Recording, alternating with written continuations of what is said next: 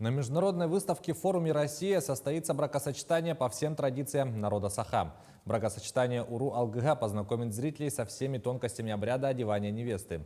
Все моменты свадьбы продуманы до мелочей и имеют историческую подлинность. К примеру, задействованные в представлении вещи от одеяний до корзин являются репликами экспонатов Музея истории и культуры народов Севера. Регистрация пройдет 12 ноября на площадке ВДНХ в дни Якутии. Также будет организован концерт с выступлениями труппы театра Олонхо, артистов Государственного театра коренных малочисленных народов Севера, ансамбля народных инструментов Кыл-Саха и многих других. Очень сильно волнуемся, потому что Республика Саха-Якутия стоит первой в числе всех вот этих, и после нас уже начинаются, на следующей неделе будет после нас Республика Бурятия, да, регистрация брака. Поэтому мы открываем вот эту череду интереснейших вот этих церемоний.